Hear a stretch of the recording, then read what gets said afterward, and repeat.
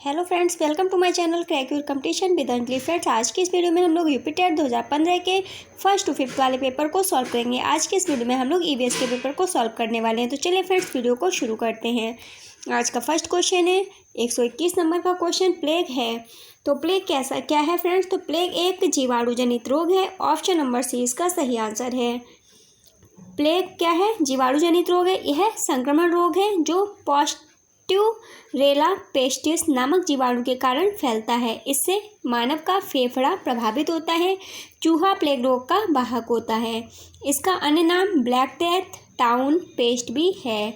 आदमी को यह रोग प्रत्यक्ष संसर्ग तथा पिस्सू दंश से लगता है। यह तीव्र गति से बढ़ता है। यह कभी कभी निमोनिया का रूप धारण करता है। नेक्स्ट है गैसीय अपशिष्ट है। तो गैसीय अपशिष्ट क्या है यहाँ पर? ऑप्शन नंबर डी इसका राइट आंसर हो जाएगा। लकड़ी कोयला से जलने वाला धुआं।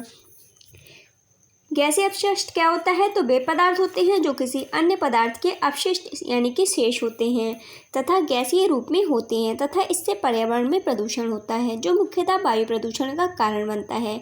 गैसीय अपशिष्ट निम्न है: लकड़ी के कोयले से जलने वाला धुआं, औद्योगिक क्षेत्रों के चिमनियों का धुआं, जंगलों में लगने वाली आग से निकलने वाला धुआं। नेक्स्ट है 123 नंबर क्वेश्चन, निम्नलिखित में से कौन से पौधे दूर दूर प्रसारित होंगे?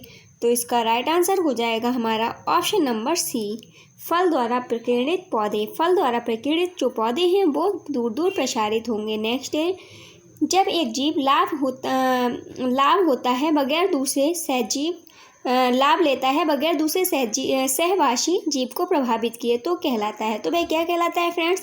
तो वह कहलाता है सहभोजी। ऑप्शन नंबर बी इसका सही आंसर है। सहभागिता या सहभोजी यह दो विभिन्न जीव जातियों के बीच एक ऐसी अंतरक्रिया होती है जिसमें एक जंतु को तो इस संबंध से लाभ होता है किंतु दूसरे जंतु को कोई हानि नहीं होती है। उदाहरण के रूप में गैस्ट्रोपोड कवच में केकड़ा रहता है और कवच के ऊपर समुद्री एनीमोन चिपकी रहती है।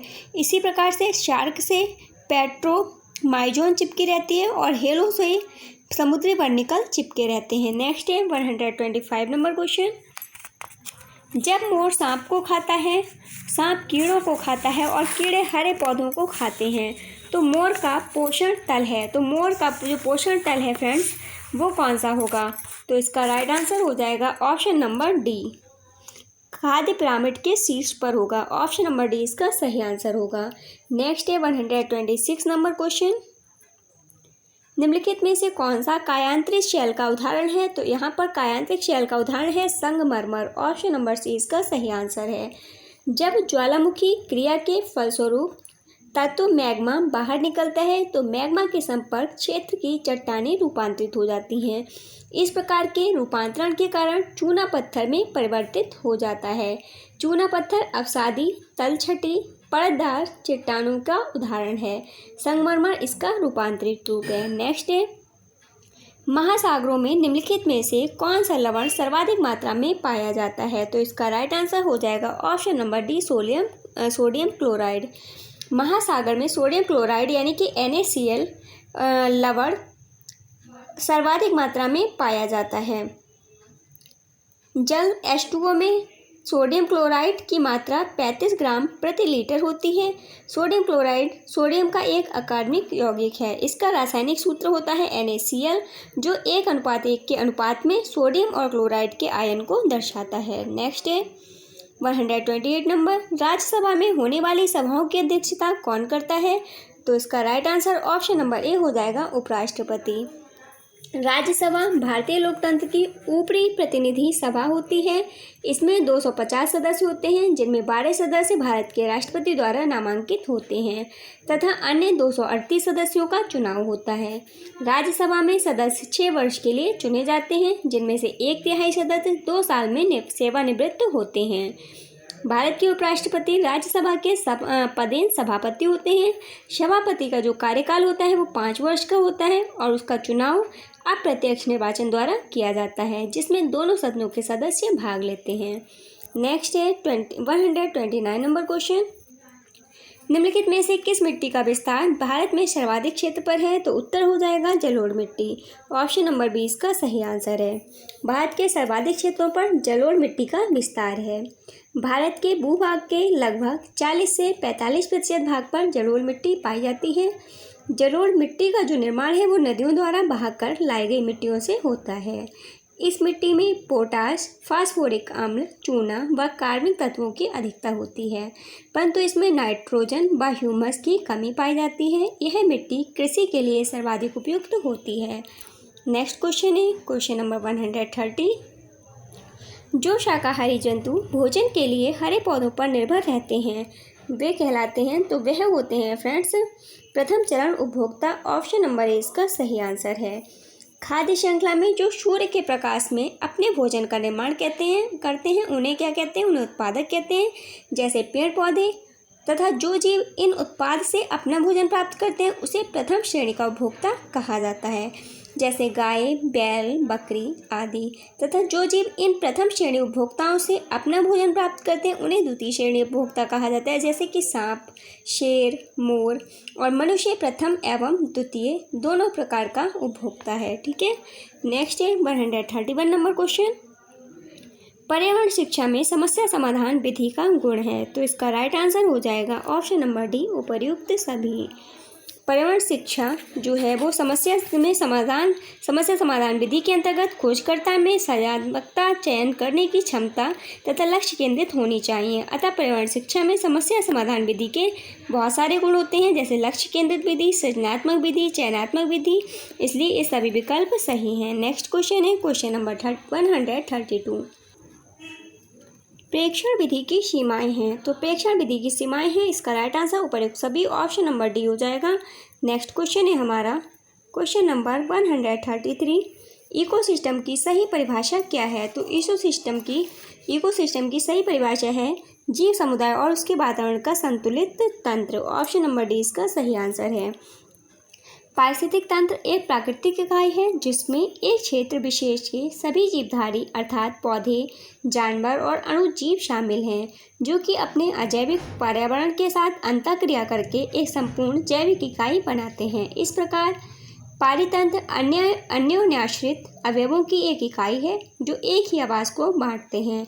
पारितंत्र आमतौर पर उनके खाद्य जाल बनाते हैं जो पारिस्थितिकी तंत्र के भीतर इन जीवों के अन्योन्याश्रय और ऊर्जा के प्रभाव को दिखाते हैं, जैसे कि तालाब, वन आदि। नेक्स्ट क्वेश्चन है मानव विकास के क्रम में 2 पैरों पर चलने का सबसे बड़ा लाभ है, तो इसका राइट आंसर हो जाएगा ऑप्शन नंबर सी। हाथ स्वतंत्र रूप से मस्तिष्क की आज्ञानुसार कार्य कर सकते हैं।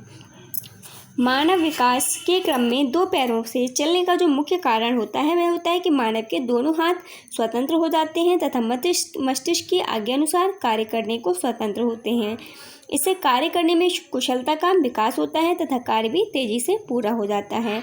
सभी जंतुओं में मानव ही 2 पैरों पर सीधा खड़ा होकर चलता है, जिसका लाभ है कि मनुष्य अधिक तेजी से चल सकता है। नेक्स्ट क्वेश्चन है 135 नंबर क्वेश्चन। भूकंप की तीव्रता नापने के यंत्र को क्या कहते हैं? तो इसे कहते हैं फ्रेंड्स सीस्मोग्राफ। ऑप्शन नंबर 20 का सही आंसर है।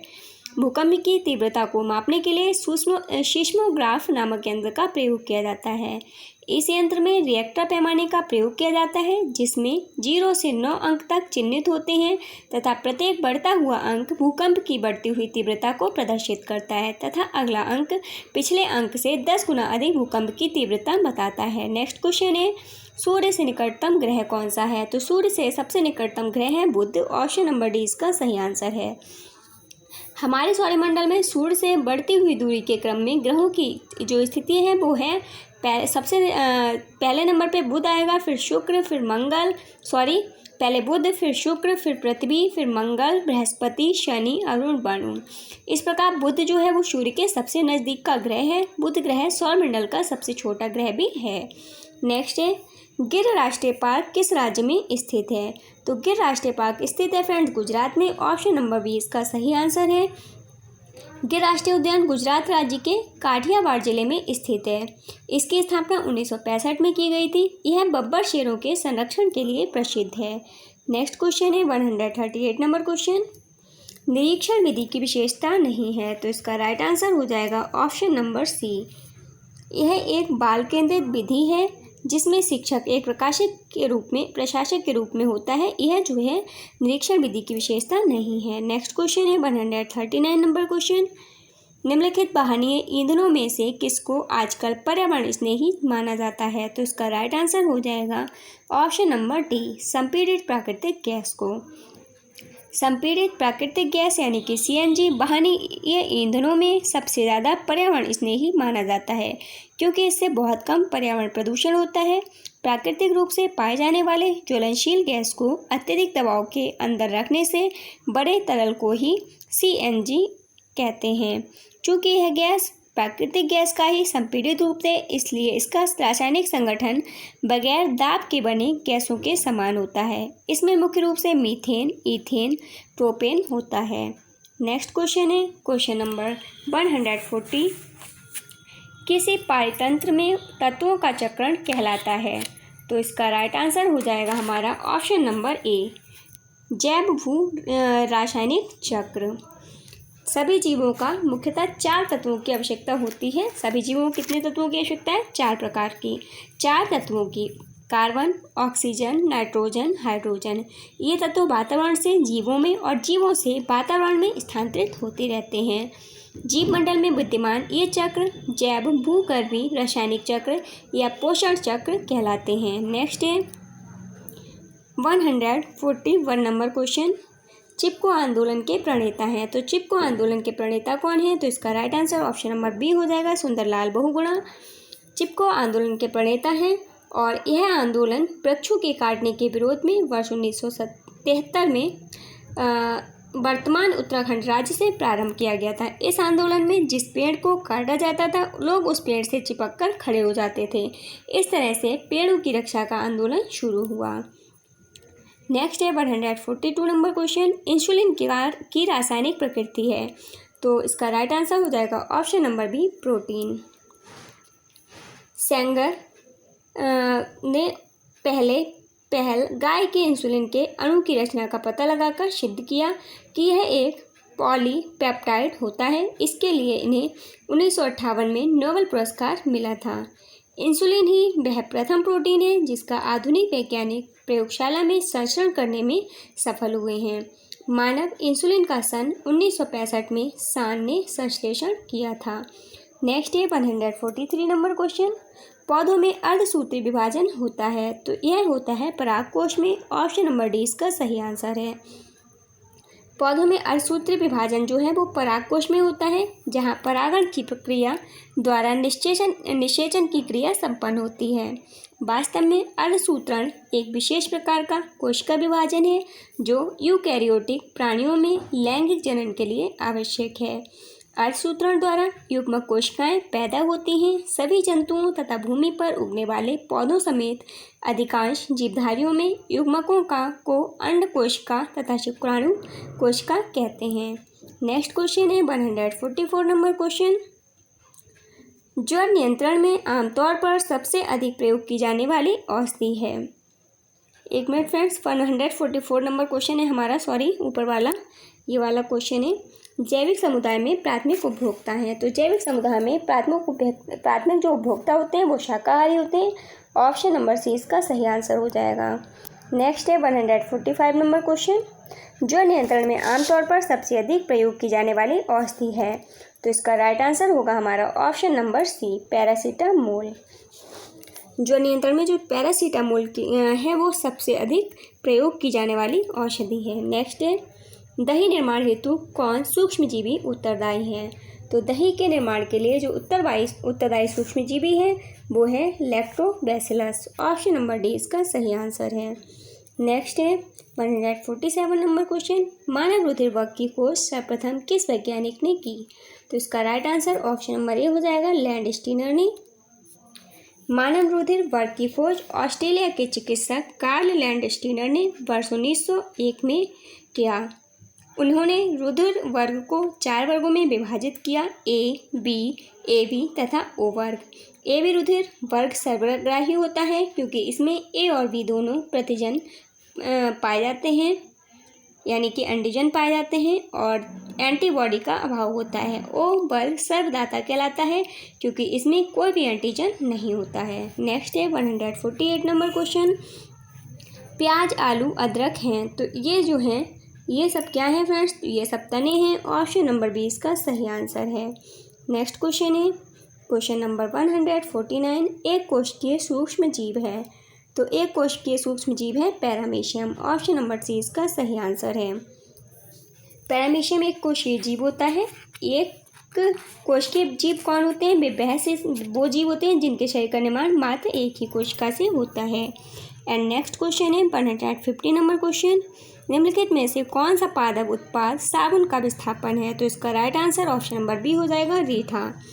रीठा पादप का उत्पाद होता है जो साबुन का विस्थापन है। रीठा का प्रयोग बालों के संरक्षण के लिए किया जाता है। फ्रेंड्स, आज की वीडियो में बस इतना ही। आपको वीडियो कैसी लगी प्लीज़ कमेंट बॉक्स में ज़रूर बताइएगा। यदि आपको वीडियो पसंद आई हो तो वीडियो को लाइक एंड शेयर कीजिए। यदि आप चैनल पर नए हो तो चैनल को सब्सक्राइब करके बेल आइकन को प्रेस कर लीजिए ताकि मैं जब भी कोई भी वीडियो अपलोड करूँ तो उसका नोटिफिकेशन आपको मिल सके। फ्रेंड्स, मिलते हैं नेक्स्ट वीडियो में, तब तक के लिए बाय बाय, टेक केयर।